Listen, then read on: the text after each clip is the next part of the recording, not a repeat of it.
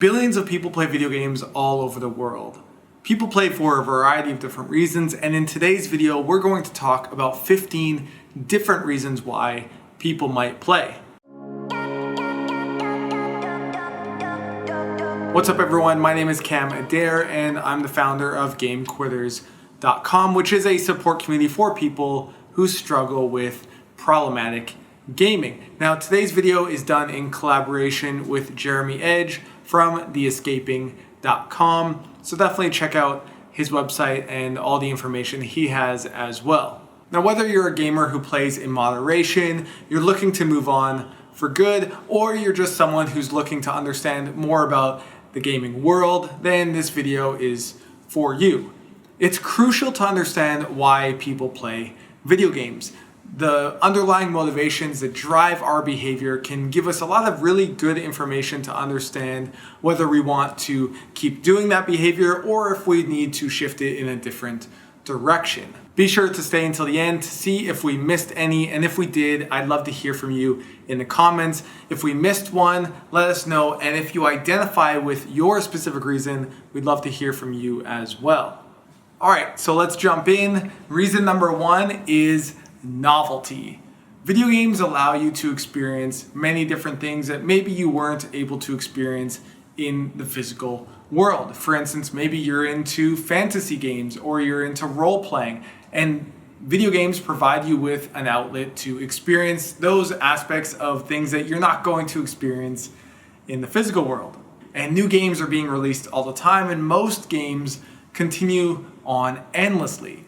So there's an almost unlimited amount of new experiences that you can have, and it doesn't really matter whether it's in the game or it's through other games. Novelty is a core aspect of many of them. The second reason is competence and mastery.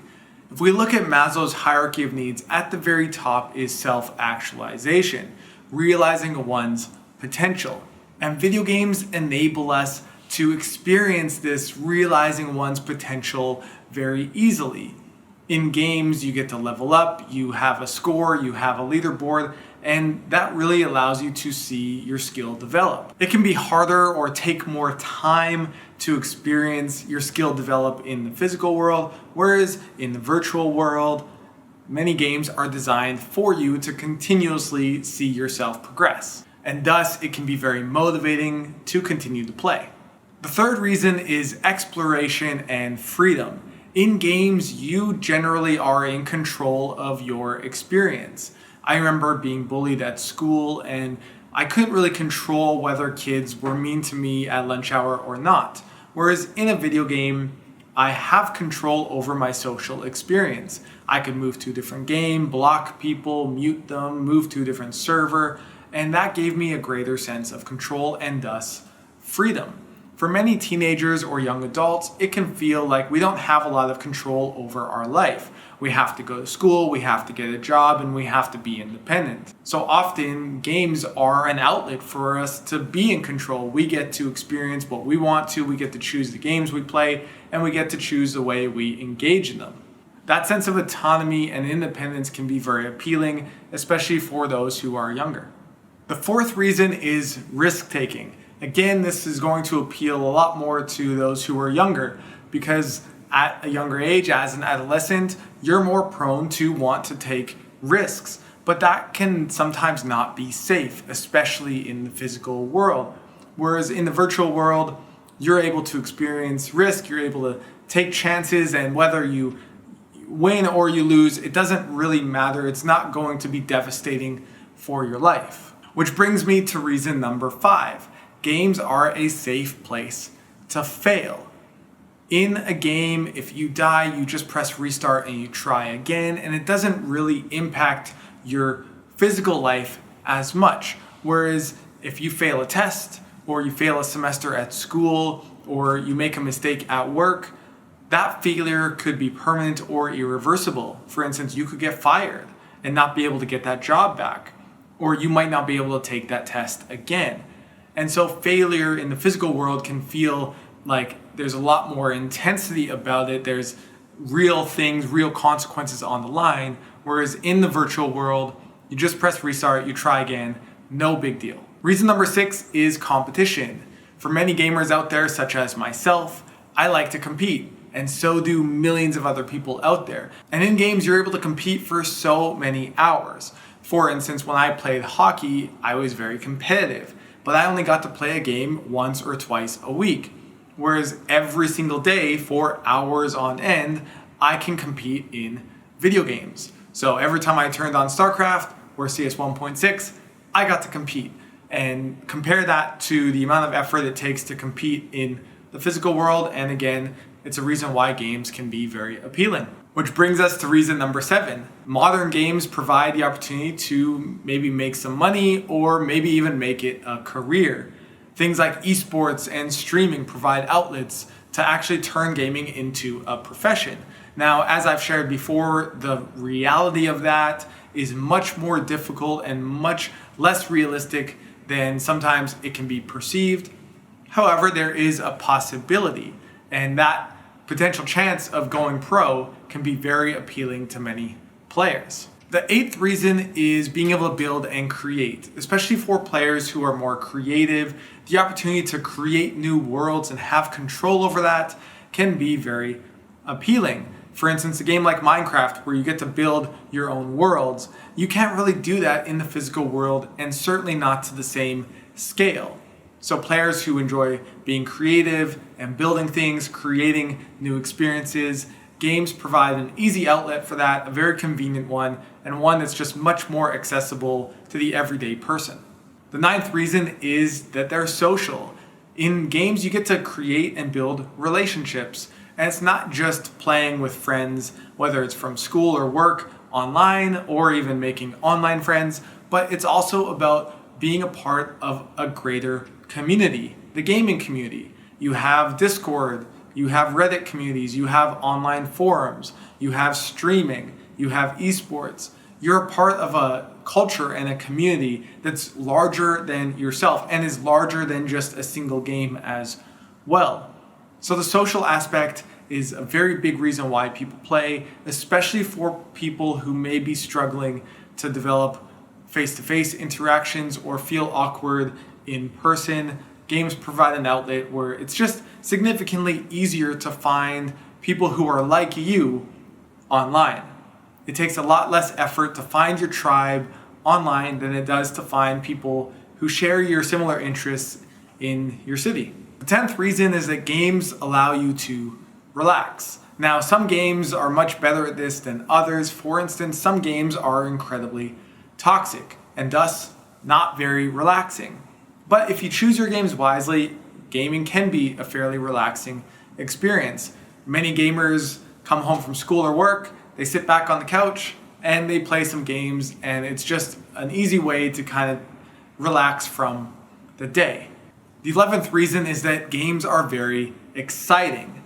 Games can be fun and very hyper stimulating. In a video game, you might have zombies coming at you with scores flashing across the screen and people screaming in your ear and explosions going off and a lot of sound effects, and that becomes a very engrossing experience. Compare that to the physical world, like this room right now or even this video, and it's just not as exciting.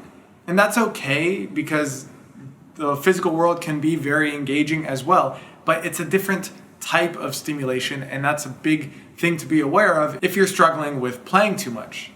The aspect of games being very engaging brings us to reason number 12, which is that games can be an escape. Now, an escape is something to be very mindful of. We all have stress in our life. We all have a need to get a break from the day or from experiences that we might be having, and there's nothing wrong with that. But how we choose to respond is very important.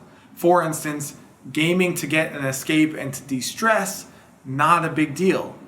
But if it causes you to then not go and deal with the things that you need to deal with, then it can become a problem. And gaming to escape is a risk factor that might make you more vulnerable to developing a gaming problem. So although games can be a very effective escape, it can be a double-edged sword as well. The 13th reason why people play video games is to feel measurable progress. Games are very effective at helping you understand where you are compared to other players. You get to see your character level up. You get to see your leaderboard. You have a ranking. And that really makes understanding where you stand much more accessible and easy to comprehend. One of the top 4 types of gamers are achievers, people who like to achieve and progress in a game. And many games are designed to help you feel that sense of progress. And thus, when you can make it measurable, when you can really see the numbers behind it, it makes it very appealing. Reason number 14 is collecting. Especially with in-app purchases, loot boxes, and microtransactions, you now have much more of an ability to collect different items. Not just collecting a lot of games, but collecting a lot of items for your characters.